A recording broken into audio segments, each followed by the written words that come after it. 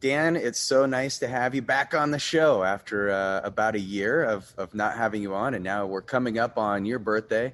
This is number 77. Is that correct? 77, yeah. In a couple of weeks, I'll be 77, yeah.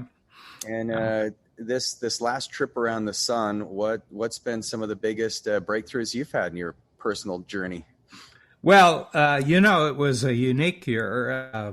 I've had, a lot of decades and a lot of years, but I have to say, just from the standpoint of changes that we made during the past year, but also just observing, how the entire world, I can't remember an event that was so global in terms of its impact, and I was born, if you go back 77 years, it was 2 weeks before the Normandy invasion, one of the crucial, you know, crucial events of the Second World War, and lots of other things have happened in the 50s, 60s, 70s. But I have to tell you, I can't remember something, and here's my test for this, Reagan, that in the future, probably next 15, 20 years, you'll be able to go anywhere in the world and you'll immediately have something to talk about with strangers that you meet.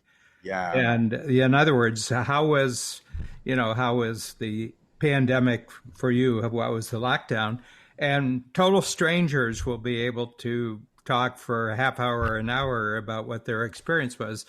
And probably I can't remember until back to the, Second World War when people would have that type of experience that they could talk about in common, for positive or negative, but they would have very, very strong feelings about what happened to them during the past year. And I think that fact alone is going to have some interesting, I think, and unpredictable transformations in the world that we kind of, for the first time, had something that happened to everybody together. Maybe an asteroid, a potential asteroid hit, or a UFO or something that was proven.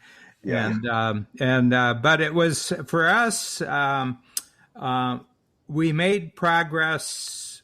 I would say 10 years progress in moving into the virtual world that we simply made in about 6 months, and that short of the negative event that caused this, I don't think we would have gotten there in 10 years. Our use of Zoom and use of virtual workshops and entirely new kinds of services that we could create. So, I have to tell you, I loved it. And you're still there in Toronto. You have not crossed the Canadian border in No, here, no. which is, I mean, you're someone who crosses. We're more locked down. We're more locked down in Canada. Canada is like a really big U.S. state. I mean, population-wise, it's not as big as California. And, Texas has an economy that's bigger than the Canadian economy. So I call it America's biggest gated community, like you have to check in at the gate, you have to, they want to know if you're bringing booze in or if you're bringing cigarettes in. You can't bring a gun in. You have to know somebody. They have to be able to check that you're there legitimately. But they operate more on a national basis. In the United States, it's 50 countries, and each of the states adjusts differently. Right. But one of the great winners, I think, in the American scene has really been Utah and Salt Lake City. Man, our commercial real estate market is going crazy. My office, you've been to my office there in Salt Lake. That is about an acre property, and we keep getting offers in on it. So it may not be there next time you show up. I may be in a new location because we pass up the offers. Well, you're perfectly situated, where, it's like the state's made up of people who believe in working. Yeah, we love to work. That's why we have and the beach. save money and have lots of kids.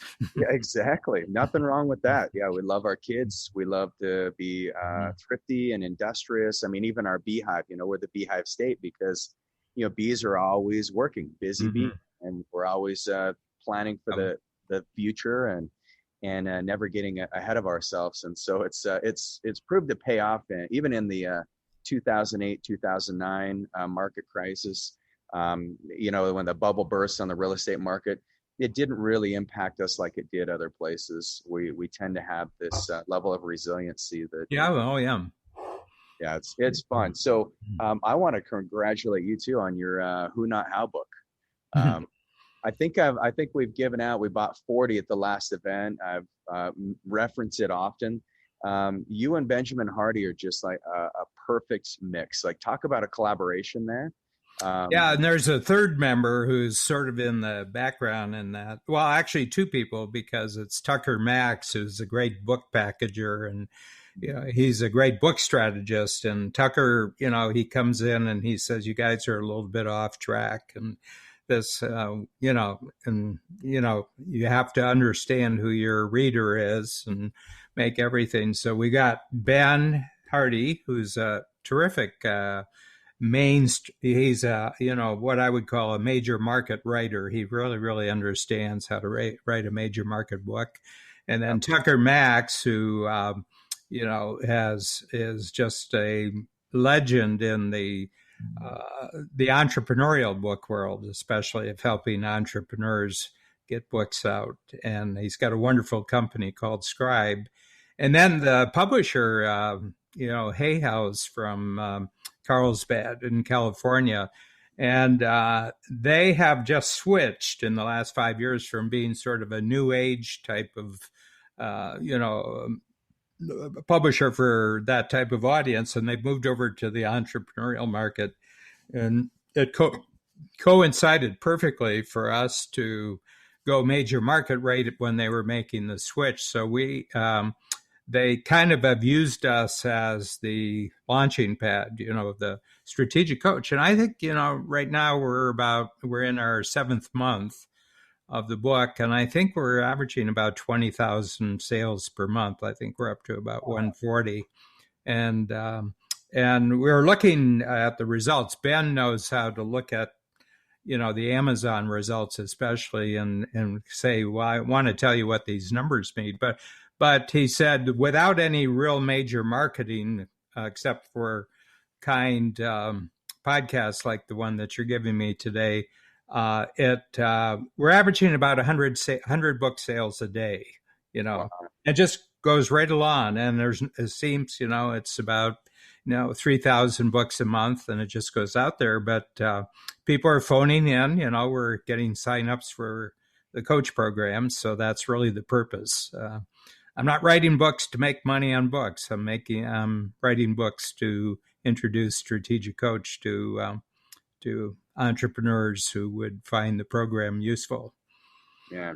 Well, I find that concept so useful. I came in, I don't know if you remember, but Peter Diamandis, just following him, and then I got connected to your podcast, The Exponential Wisdom. And I was like, I love what Peter's saying, but Dan Sullivan has a lot more workable ideas. Sorry, Peter, if you hear this, but I was like, man, this looks like something that would benefit me. And so I was really excited when I called, and I was like, how do I get in Dan's group? And then they put me on the wait list, and I finally got in about 6 months later, and it's just been an incredible journey. And so I think Who Not How would have been another icebreaker for me, where I would have said this is exactly the kind of thinking that I need to keep my entrepreneurial spirits high. Well, it's really funny. We were there's a really famous expert on influence by the name of Robert Cialdini. I don't know if you've ever read his book. And we were at a sister program to Strategic Coach, which is Genius Network. And this is Joe Polish, a great friend of ours and also a great, collaborator. So I was in his program. Babs and I were there together on Thursday and Friday. And Robert Cialdini has a new book coming out, which is called Peer Suasion. And this is where you're linking up with people who are like-minded. In other words, that you're finding the people in the world who are like-minded, and you can do that, of course, much more easily now that we have these great virtual platforms like Zoom, Yeah. and he was really talking about the fact that we're now operating in networks of like-minded people, Mm-hmm. and that the whole thing is to really, really understand who it is that you have common ground with, and start using the language of common ground. And that's it's we're seeing that we're really doing this right now. And so it's relating the common ground through language. So when we're with our Yeah. peers, the, Well, the adjective. think about it. I mean, entrepreneurs are a world to their own, a world in their own. And we now have capabilities to take our message, not just locally, but not just regionally and nationally, but globally. Mm-hmm. And so you kind of have your own separate universes, and it's virtually unlimited because it's based on mindset. So a lot of the themes that you and I have talked about, Regan, I mean, the constant growth, having taking care of yourself physically, Mm-hmm. that in your 70s, you're equal to maybe 50 years ago what people were in their 40s, Yeah. in terms of ambition and in terms of energy and, being fully active in all areas of your life, but especially in your business life. I have, I grew up, I'm kind of working class like you were. You grew up on a ranch. I grew up on a farm in northern Ohio, and ours, you were worn out by the time you were 50. I mean, physically, you were worn out, and there wasn't anything in your future that was going to be any different than your past. Right. But my future, and what I'm working on right now looks incredibly not only bigger than my past, but bigger than everything I've done in my past. In the first 76 years, what's going to happen for me over the next 25 years is way, way bigger than what I've accomplished up until this moment. And you've done that a lot through connecting with these peer groups, and Mm-hmm. you ask the questions. I mean, you've picked my brain on longevity ever since we met, and I've tried to do my best at bringing you the knowledge that I've gained from other scientists. And so I see you as somebody who knows how to make those connections. And it's interesting because Robert Cialdini, for those of you who don't know, he wrote a book called Influence, and then another one called Persuasion. And this is called Persuasion. Now he's got Persuasion, so I Mm-hmm. can't wait to read it. I was in Genius Network for about a year and sat by him and met Robert and his wife, and they're just phenomenal people. Mm-hmm. So I'm excited for that book to come out, and that concept is something that fits in really nicely with Who Not How. I'm sure. Well, and the big thing is that um, uh, it's really really interesting, and I think that you've observed it where you are, and and I think all the entrepreneurs in strategic coach have observed it. But the educational system is really falling apart Yeah. from the way it was. I mean, this year simply brought to light what had been hidden, but it just is not preparing young people at all for the world that they're going into. And the teachers are the worst examples. So many of the teachers are the worst examples of people who are kind of clueless about what's actually happening in the world. And so my sense is that whole new models are going to be created. And I think it's a period of turmoil. I mean, it's not like things are going to smooth out next year or 12 months from now. I think we're in for maybe a quarter century or maybe a half a century of turmoil. And we've had those sort of things in the past. I mean, the whole history of the state that you're living in was the result of 50, 60 years of enormous turmoil, the frontier moving west in the United States, Yeah.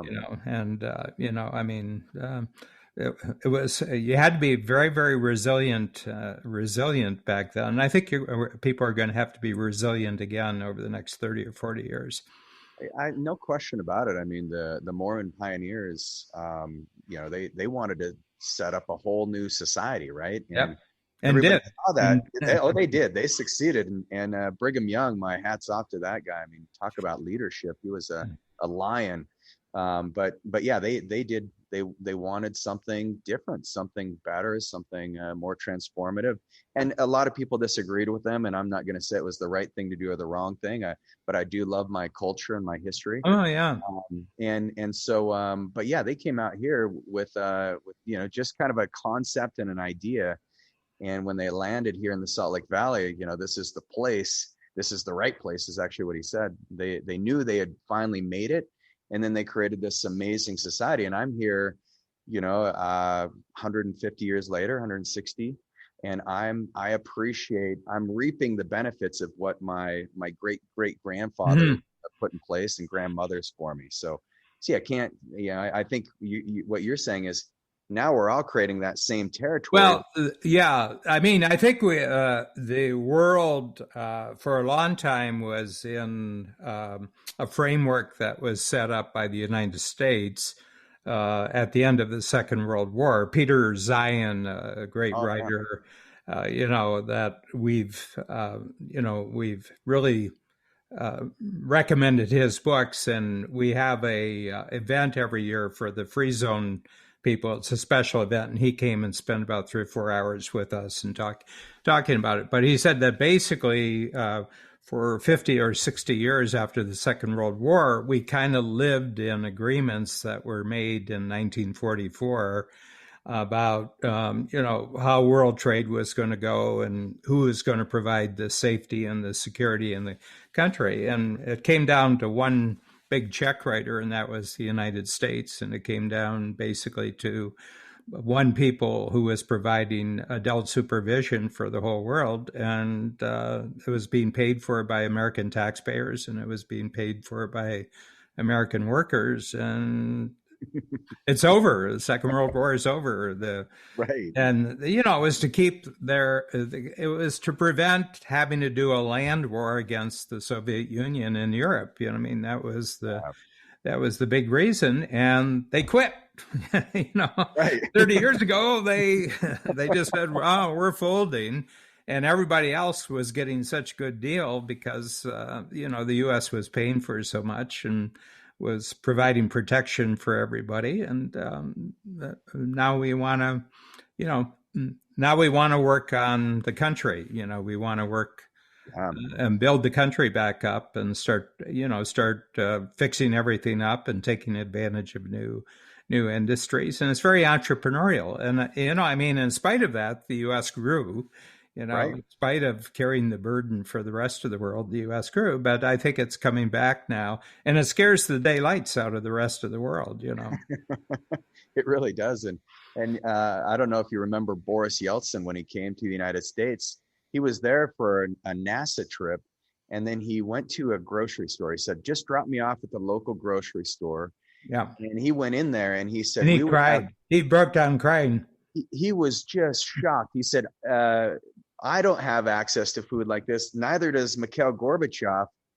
There would be revolution in the streets. And then he's asking him, well, who chooses, who's going to order the meat? Who's going to order the ham? It's just, America is like this great capitalistic society where, it's like, well, no, the government's not choosing every little thing that happens. It's the individuals who have trust in each other. And so what do you think the next level? I mean, now that we have trust with a Zoom platform, I feel like I have grown in my confidence in doing, patient interactions over Zoom and teamwork over Zoom. I agree. It's not, like the Mormon pioneers came to Utah, and when we put our stake in the ground, now it's like, well, maybe there's this world above the physical geography that we're going to be operating in. Yeah, well, I've got a new book. Went to press last week. This is one of my quarterly books, and it's called Zooming Ahead. And it's the 8 mindsets that if you're going to get the proper use out of Zoom, you have to have these mindsets. And the big thing is, this is not a communication medium, it's a transportation medium. And, in other words, who isn't making money if Zoom is making money? Well, all the other communication platforms are all making money. They're all growing. It's the transportation platforms that have been, challenged and in some cases replaced by Zoom. Mhm. And, we've got it in the books that we're going to plan to reopen in-person workshops in October of this year. Okay. Yeah, I mean, people, I mean, there are other Fingers crossed. forces, there are other higher forces that can change your plan, but you have to have a plan to even modify it. So we're going to have a plan, and we'll start in Chicago. I mean, Chicago is uh, uh, easier for us because I think that it'll be easier in Chicago. I mean, if the Canadian border is still shut down, that puts a crimp in your in your plans. But but the we don't know how it'll go because people have had 14 months where they can look at life in an alternative form. Yeah. Yeah, and I mean, um, you ask yourself why was I doing all that traveling? I mean, there's lots of people. Why am I running around and doing all this? Well, it was like it happened little by little over a 30 or 40-year period. Every year there was a little bit more push and a little bit more, but suddenly in one year it was all cut out, and everybody had a chance to say, "Wow, you know, what really means a lot to me that I didn't realize. When things go back, what am I not giving back?" Yeah. Yeah. And And I there's think, a certain amount of freedom. I mean, we have the four freedoms in Strategic Coach, and there's freedom of time, freedom of money, freedom of relationship, freedom of purpose. And I think a lot of people just got really very conscious and very appreciative of the things that mean the most to them. yeah, And they're not giving it back afterwards. I couldn't agree more. And the time that we've all saved. I mean, I've never been to some of the places in Utah that I've been because I can do if I have a workshop now and we say, okay, this one's 100% virtual, my clients don't mind, and I can be on a trip with my family and say, hey, Friday morning I'm off. You guys go do your thing, and I'll catch up to you at noon. And nobody even knows, and I can be out there. And we had so many fun family memories in the last year that I would not have thought of, because I'm usually thinking, well, let's take the family on a trip to California, or let's go to Denver or somewhere else. And Or so Maui or we something go like to that. Hawaii a lot, yes. Yeah. And so it's been a really exciting Hmm. experience. Yeah. Yeah. I mean, everybody has to speak for themselves here, but I love Zoom, and I had worked with Zoom as you had for, 5 6 years, so I was used to it. But there wasn't anybody at the other end. It's like having a telephone receiver, but it's the only one. Yep. It doesn't have much value. But when suddenly 500 million, Zoom went from 10 million to 500 million 50 times in a 12-month period. All of a sudden, the whole world is available to us. And, our virtual, we have a thing called Virtual Global, and it's 6 workshops a year. It's every 2 months for 4 hours. And since September, we've had 200 signups, and it's full price. Our Yeah. normal full price. It's in U.S. dollars, and and they love it. They love it. And we'll have workshops that have people from 20 different countries, 20, Yeah. and. And it's What a world.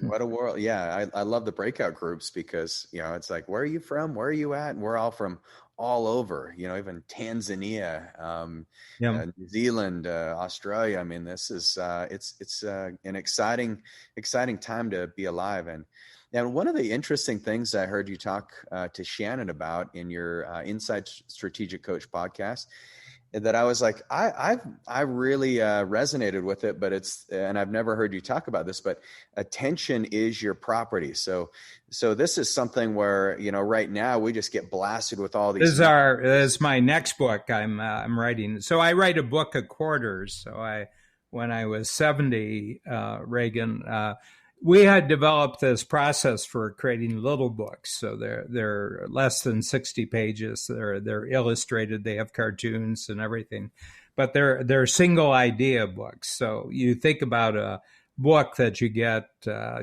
a bookstore. It's a nonfiction book, and the person might have 10 ideas in the book. And I said, yeah, but if one of the ideas is good enough, why don't you just have a smaller book for it? So I've done that.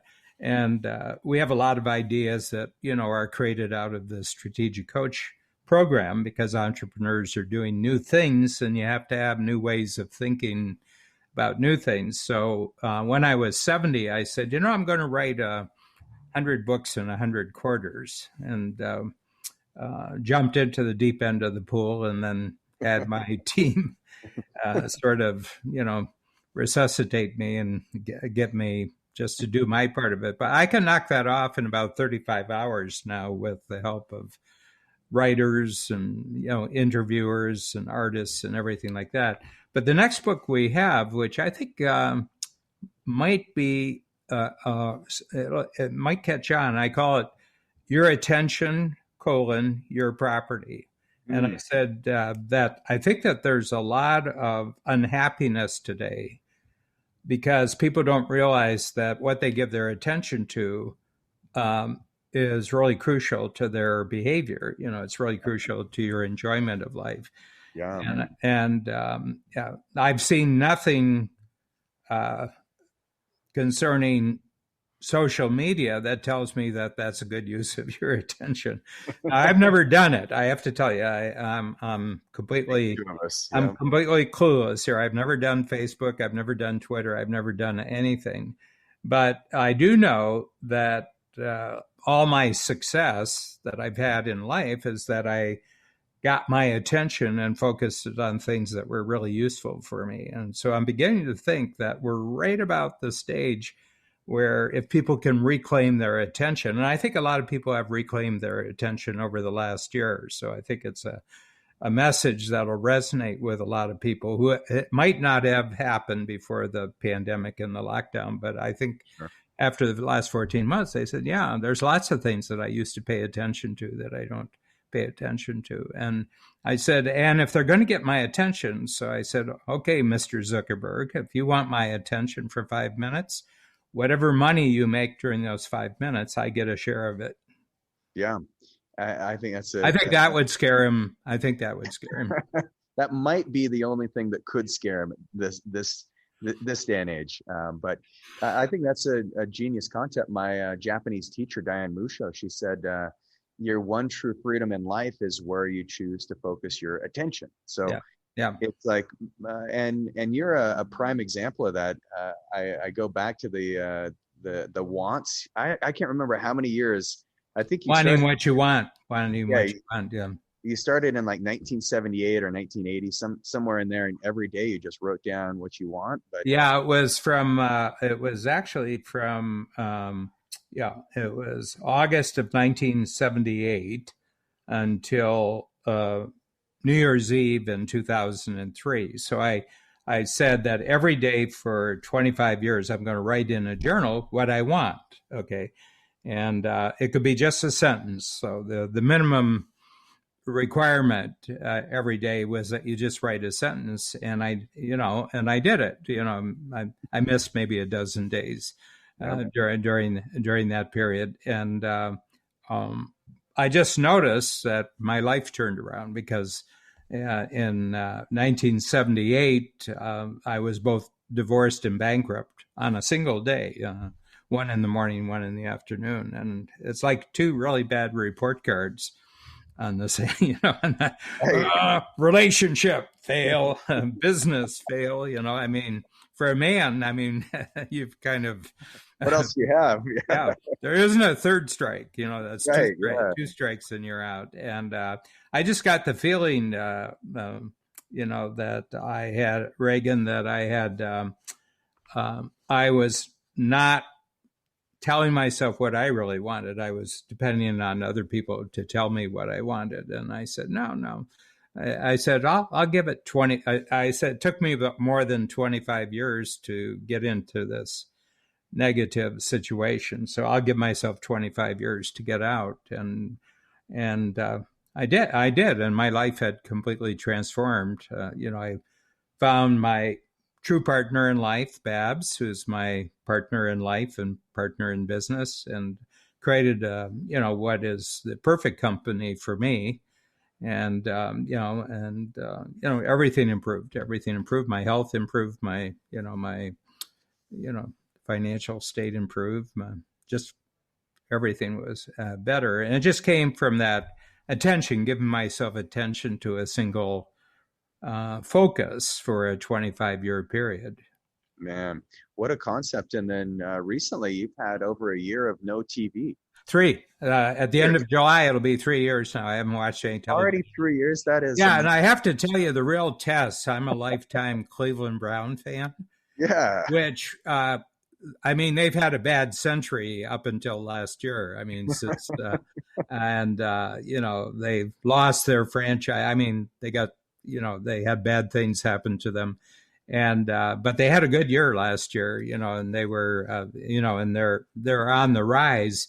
But I didn't watch a minute of, I'll tell you how I did it. The next day, I'm an internet. I'm not off internet. I love the internet. Yeah. So the next day after they won, or, after the game, there's a 15-minute recap of the highlights.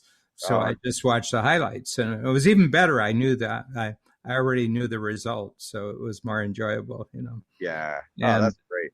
Yeah. So, so I've gone 3 years, and I estimate I got 800 hours back a year for 3 years. And, wow. And so where's your attention going now that it's those 800 hours are freed up? Well, I got a certain amount of slack in my system that I've decided that, for example, in my schedule, I have schedulers who put things into I'm looking at it, on my computer, and they can't have any meetings closer than a half hour. So when I finish 1 hour, there has to be at least a half hour.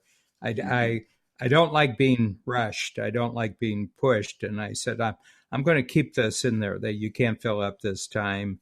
And more and more, it's just creating new materials for our entrepreneurs. And, we have this developing third level of the program. We have signature, we have 10 times, and now we have the free zone, and we're just past 3 years now, and it's really developing traction. We've had we have 8 came in the last 2 months, 8 new people, and we've got it to the point where it's really easy to understand. The Who Not How did a tremendous amount for it, because that's really what the free zone is that anything you're tempted to do something that's not your skill, or you're not, it doesn't give you any energy. You find a who loves that activity. And so your goals can be as big as you want them to be, as long as you're not doing the how to actually achieve the results. So that's a great breakthrough. And people said, and it's an easy, it's so funny, Amazon, we have about 850 reviews on Amazon for the book. Mm-hmm. And, Robert Cialdini said that the sweet spot on the 5 stars is that you're between 4.2 and 4.7. He says, if you're all 5s, it's not believable. And if you're less than 4, not a good score, but we're at about 4.6 out of 850 reviews.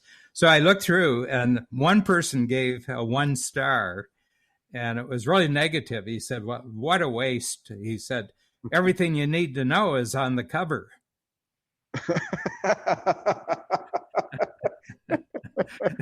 And I said, well, if that's the bad review, that's pretty good. Good book. Yeah. But you can see it in your own growth in in Utah. How many who's you have now? Oh, it's incredible. And just to kind of update you, some of the new things, the new who's. And speaking of Free Zone Frontier, is I've got a friend in town who's, we've joked that he said, my life was really easy until you started your practice here, because he's been practicing since 97. And then I started in 2004, and he said, yeah, things are going great. And then Regan shows up. And, jokingly, we've had this kind of just this banter back and forth. And he's been a Go Wellness client. We've been in the same groups. But he's recently started the last 2 years acquiring these ambulatory surgical centers where he can do more complex procedures. And so we've actually partnered up with him. So now he's become one of the new anodyne clinics. And so we've gone from East-West to anodyne pain and wellness. And now we'll have capabilities. We've 10X just because of that who, not how concept. I said, I wonder what Scott, I wonder what he would think about us joining forces and collaborating. And so I see this as us controlling every aspect of the care from the very start. If somebody needs more complex procedures, we can take them through that. We're not doing surgeries yet, but we're doing some procedures under C-arm and fluoroscopy, and we can anesthetize our patients because you know how the brain treatment is. It's not fun.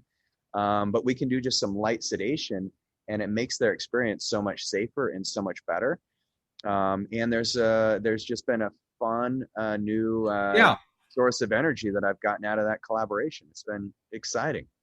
Yeah, I think it's the way of the world right now that, first of all, if you think about it, competition was so much based on location. In other words, like you wanted to be the only, the only show in town. Right. It didn't matter what industry or product or service.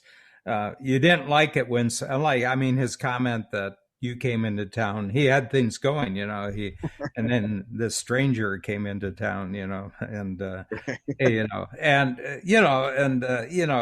myth is there's going to be a shootout at OK Corral to figure out who's going to run the town. Right. But the whole point is that I think it's a bit of a lie historically that it was all about competition. In fact, there was an enormous amount of, because collaboration and cooperation is just incredibly cheaper, Right.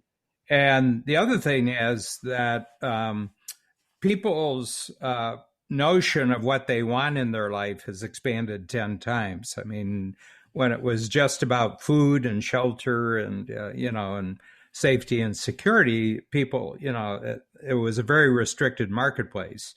Okay. One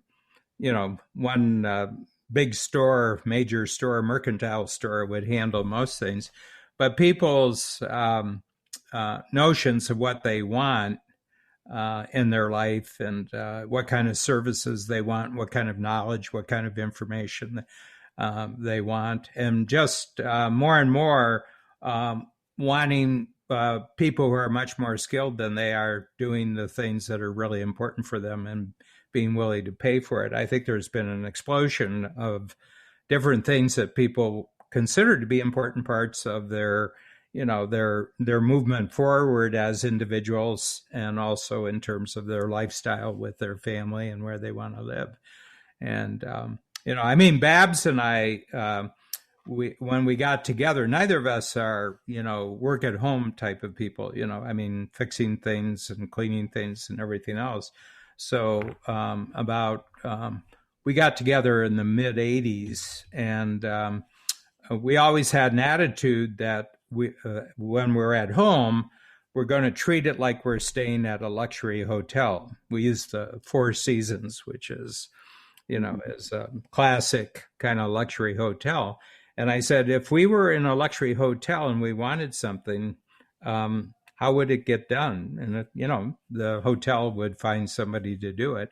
And I said, we're going to treat our home life the same way, that we're not going to do any more at home than we would if we were staying at a luxury hotel.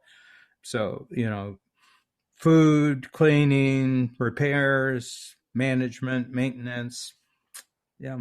It's all handled by other people. And that's proven to be very successful. I mean, you've had nothing but growth in the last, what's that been? 40 years since you guys. We started. Actually, we're in our, as far as the company in its present form, 33. We'll be in our. We're finishing our 32nd year right now. Yeah, and we're up. We're good role models for our clients. I mean, yeah. I love that. Yeah. And so as you look at I know one of your fitness goals. Now you burned 1,000 calories before breakfast. You did that for a while. No, that's is that still going? I'll tell you what I did the past year, and I had started it before March 1st, so I go back to March 1st, so it's been 14 months now. And I really focused on muscle. And I said, is there an exercise, that a routine I could do? So I've always been big on aerobic, and I've worn now for about 6-7 years this, when I do exercise, there's a thing called the elevation training mask. It isn't actually, doesn't do anything to reproduce elevation, but what it does is it's got gauges where you can restrict the airflow. Okay. And it's, there's about, a dozen, from being as easy as possible to being as difficult as possible. There's about a 12 clicks that get you there. And so I worked on it for about 2 or 3 years, and I got down. I'm down where the next click, I'll be breathing rubber. So, if somebody put it on right now, what I'm doing in the morning, they wouldn't be able to breathe. They'd panic. And about, my lungs are really strong, and I get that tested out of what your intake ability is, and also what your push out ability. Being able to really exhale is really, really important, because you get this, you get the CO2 out of your lungs, and that allows oxygen to come in. So to get a lot of oxygen in your lungs, you got to get the CO2 out. So I've really worked on that. So what I do, I'll give you an example. Like yesterday, I did about 50 minutes, and I have a fast routine. And by the way, I wear a 30-pound weight vest too. So I've got my the restriction of my air. And so what I start off is a real fast, hard sprint on the elliptical. Okay. And then I'm doing it by heart rate. So I've got my monitor on. And first thing I want to do right off the bat in the first minute, I want to be above 120. Mm-hmm. And then the next 50 minutes, I just work it up, 125, 130, 35. And I have to get into the 150s. So about halfway through, I'm at 150s. And then I'm just maintaining for about 20 minutes in the 140, 150 area, which is, kind of steady. And but the other activities is squats. So I started last March, and I had free weights. So I'm doing 40 pounds in each hand. Okay, and I do, and in the course of the 50 minutes, I'll do 50 reps. I'll do 5 reps of 10 each. And now I'm up to 130, so I got 65 in each hand. So plus I've got 30-pound weight vest, so I'm lifting, I'm not sure you're lifting the 30 pounds in the same way, but, it's up 150 pounds. And squats are great because there's about 8 different muscle groups that get worked out, and they're all in coordination with each other. So what I'm noticing is this tremendous trunk coordination I have between my legs and my shoulders and everything. But the other thing is your hands get really strong. Oh yeah, your grip. Oh, my grip is really strong. That's good for your heart. Actually, it's having Yeah, a really, really strong grip is good for your heart. Um, then I do a stair. I have two stair walks. I do two stair walks, and then I do curls. I do curls with 40 pounds in each hand and everything like that. And I just keep repeating. And so yesterday in 50 minutes, I had 54 minutes in. My average heart rate was 139 right. and for the 54 minutes. And that's a lot of calories. You're burning a lot of calories, but you have an afterburn that goes on for 2 or 3 hours with it. And the other thing is I do 12 hours of fasting at nighttime. So for my last meal, I do, people say 14. I said, 14, I'll do 12. Sure. And so the combination of that 12 hours of not eating and then, and doing the exercise and that, I'm really in good shape. I'm really good. But I have a lot of energy. Which to me, it's all about work energy. Yeah. At Well, this, at 77, your needs are simple. you just need energy, and you've got your time. You just need energy. Yeah, that's the only Yeah. thing you need. Yeah. Yeah, you've freed up your time. You've got your time management in place, and now it's energy management. Yeah. Yeah. And I feel good. I mean, I feel good all the time. And, I'll do 7, 8 hours of Zoom some days, and people say, "Aren't you worn out?" And I said, "No, no." I said, "I waited 75 years for this." Yeah. That's great. And But I would probably figure that my muscle may be up about 5 pounds. I haven't had a chance to do a body comp over the last year, but I would say I can feel it. It looks like it. And Babs says, "Boy, you're putting on a lot of muscle," but my weight hasn't gone up. My weight hasn't gone up. okay. Yeah, so Just transferring some fat into muscle. yeah, Nothing wrong with that. And squats are awesome for your testosterone and balance and coordination, all the things that you want to have healthy as you approach that 156 target. So yeah. And so I've had a couple blood tests over the last 4 or 5 months, and one mostly for Chicago. I have most of our regular health services are at the University Northwestern in Chicago. One of them's an internist, another one is a hematologist, and they said, "Boy, your results are good. There's just no drop off in anything. So good. Well, yeah, that's some habits we could all put in our life. So I'm excited to see your next book. Your attention, your well, property. that's the one. And the next book that's at the press right now is Zooming Ahead, the mindsets you need Okay. to take Yep. advantage of Zoom. And quite frankly, the people who are taking advantage of it are not making news. They're just taking advantage of it. So Yeah. my feeling is that there's like this half billion people out here who just found this new capability, and they aren't telling anybody about their progress or their breakthroughs or success. They're just doing it. And Yeah. so it's not being picked up by the mainstream media right now. I haven't seen anything about I bet this entire economy of 500 million people who are using it are incredibly productive, incredibly innovative, but it's not showing up in any of the usual places. Right. It's kind of at that deceptive phase. Yeah. Well, I mean, look at what you've done in the last 14 months with your clinics and your network of clinics and that's all creativity and productivity, but it doesn't show up anywhere. There's no government measurements that actually show what you're actually doing. And I think it's the reason why you got this weird thing of unemployment. You got this weird thing of really depressed states. Some of the states are really depressed. And yet the stock market's going crazy.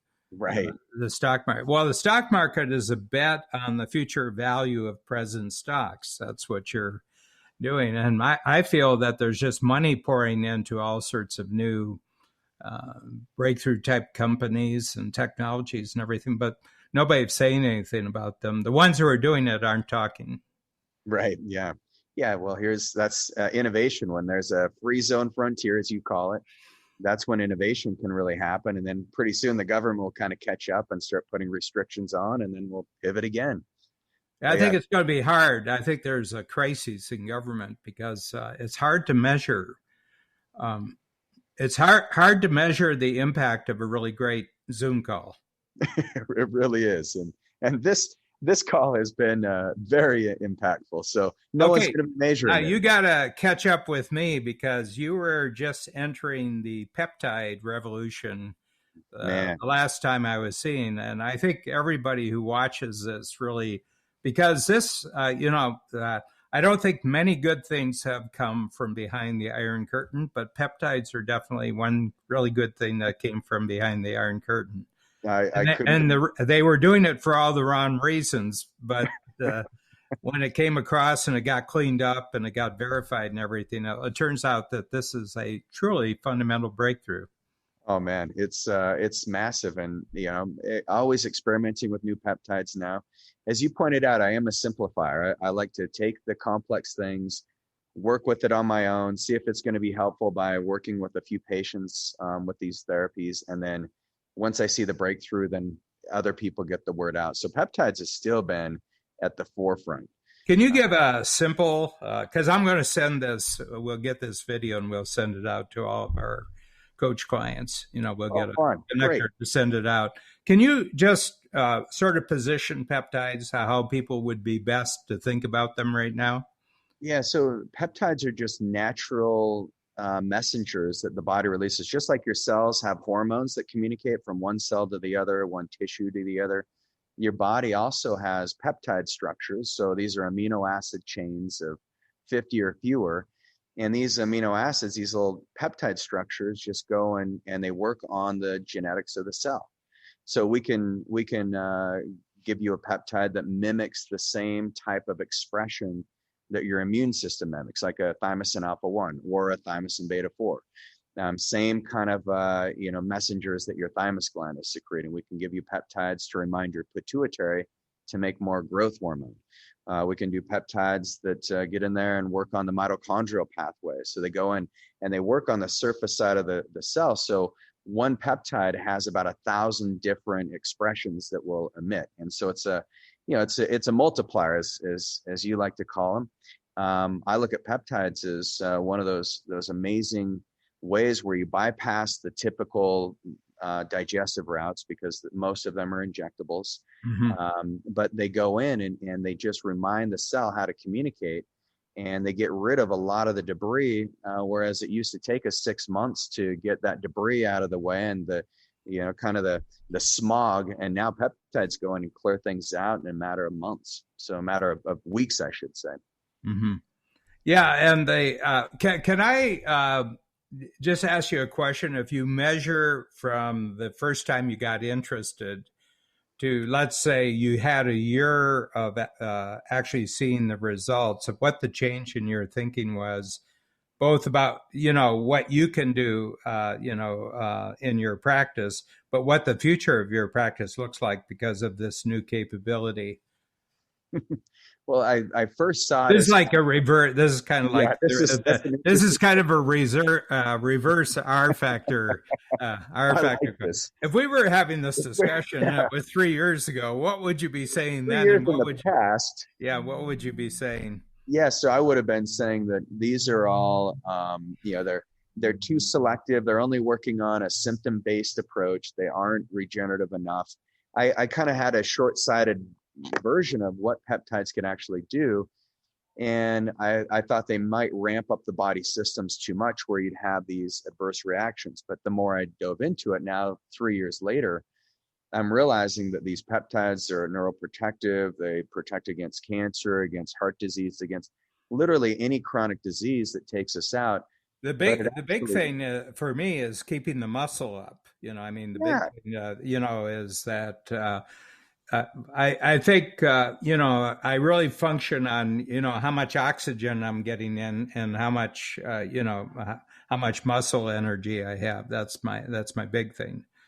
Well, and if you look at aging, it's sarcopenia is what takes us out, and that's when you get insulin resistance, and then you get heart disease, kidney failure, and so if you can keep your muscle mass up, there's nothing that can take you out. I mean, it's one of those predictive factors for longevity that a lot of people overlook, and so I think with peptides, one of the things I've realized is it's even the lethal dose, we've tried doing 1,000 times the prescribed dose, and there's no lethal dose that's ever been established. And so Mm.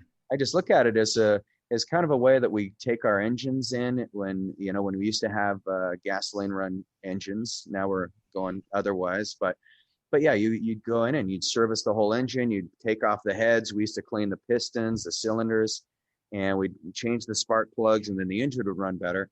That's all peptides are doing to our cells. And then our Yeah. cells can just be so much more robust to build muscle, build brain health, keep our nerves nice and healthy. They can regulate your HPA axis, so the stress response. So it's been a fun breakthrough that I've seen. Yeah. The one little thing that you know about this, but I've really been very faithful, and I got my happy here, and the Oh happy. yes, Yeah, and love this that. is a client of ours in Scottsdale by the name of Scott Donnell. And what it is, it's a mood regulator, and you have it on your iPhone. I finally found a use for my cell phone. Yay! Yeah. More than two I phone keep it numbers on I it. keep it charged up every day. I never had a reason for keeping it charged up. But you go on his site and he has moods, and what these are is electromagnetic impulses. Yeah, And so what they do is that they actually will create inside of your body uh, uh, uh, a stimulation that usually you would have to have a drug or you'd have to have a pharmaceutical to give you that result. So he's done a really great job with it, and so he's got calm, relax, he's got alert, he's got focus, he's got one just for happy, yeah, just happy. He's got one for bedtime yeah. that you put it on about a half hour before you go to bed. And then he's got one for deep sleep. And when he started off, the longest period was an hour, and he's up to 8 hours now. So you can put on a certain signal. But I've been using it. I think people are different in their response to it. I mean, Yeah. I'm very, very susceptible to that type of thing. And but what I'm noticing is that it's been terrific during the Zoom period, because I can put it on. But there's all sorts of breakthroughs. I mean, your peptides and what you're doing in your clinics, there's just so much going on, and people are creating new things. But the biggest thing is they're in contact with each other. It's the Right. it's the networks of people with new ideas bouncing new ideas. I remember in 1987, I was in New York City, and the stock market crash. This was October of 1987. There was a stock market crash, and if you think about it, the morning that before the crash, it was the Dow was at 2,700. The Dow is at above 30,000 now, but the Dow was at 2,700, and that day it dropped by 900 points. The market had the stock exchanges had to move in to stop trading to keep it from going longer. So it lost a third or a quarter of its value that day. And so all the news media, the chattering class, were predicting doom and gloom, and they had Warren Buffett on. So this is Warren Buffett. Yeah. So 87. You're talking about Warren Buffett, and he's still active, and this is 34. This is 34 years ago. This is Warren Buffett. Wow. And they said, "Well, Mr. Buffett, what do you think is going to happen now? I mean, is this the beginning of a depression? He said, "Oh no." He says, "Yeah, it's just a little correction here." And he said, "You know, it's probably," he says, "probably a lot of it is just that we have communication gaps and we have information gaps, and the measurements that the government's using now are probably 10 years out of date, and things are happening that are really good that are not being counted, and things that used to be good aren't happening, so they think something's really bad." Okay. Got it. Yeah. Wow. And then he said, and they said, "Well, look, we're approaching the end of the century. We're approaching the end of the millennium." He says, "I mean, like in the year 2000, 13 years in the future," he says, "I mean, where do you think will we recover?" And he says, "Oh, yeah, we'll recover." He says, I would say probably by 2000, the Dow will be at 10,000. And they said, 10,000? It's at 1,800. How could it be? And he said, "Well, look at it this way." He says, most of the scientists who've ever been born are alive today.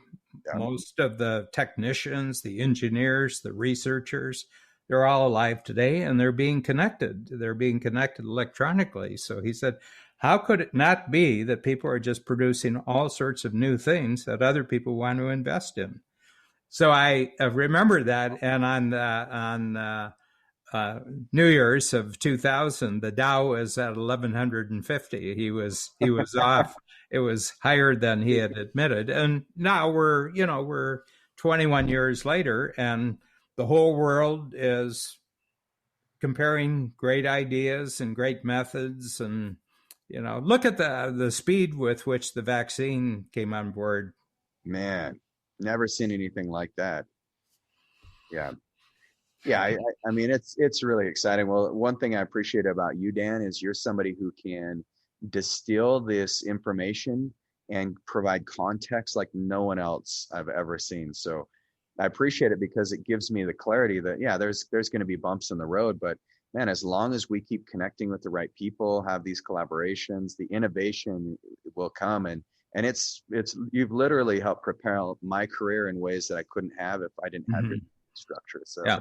So thank you so much. Well, thank you, Regan, and it's always a treat. I check in with you every year, and we bring things up to date. But I think the peptide thing you're doing, I think a lot of people are going to want to know about this. So we're going to make sure that this that this goes out, and I'm sure you're going further afield with your teaching and with your coaching. Then Utah is a great place, but now Zoom goes everywhere. So Goes we'll everywhere. make sure everybody can plug into what you're doing. And I see, when we look at our free zone program, the critical mass right in the middle, we have about 60 right now. As of today, we have about 60 in the free zone. And I would say the critical mass of about 15 is in healthcare and things healthcare. So we're developing a really nice center to this whole thing, and everybody's doing something different. So it's great. Yeah, I love that. Well, good. We've got a lot more we could talk about, but I really appreciate the time today. Yeah, And I don't think I have my book to show it, but yes, but Who Not How is really the cover says it all. That's the best. As my worst review said, "Why do you have to read the book? The cover tells you everything you need to know." And I said, "Well, there you go." That's like our mountains here. Snowbird is very steep, and so they put their negative reviews on billboards like, "Oh, my legs were burning. The powder was too deep. My kids were exhausted by noon." Just like funny things like that. Never been so excited in my life. yeah, exactly. So get Who Not How. It's been a phenomenal. My entire team loves that book, and so we're trying to bypass the how do we do it and get in the complexity and just go to who can do that. And it's been a game changer for us. So Dan, thanks for all the wisdom you share and for being a part of our community here. Thank you, Regan. Yeah.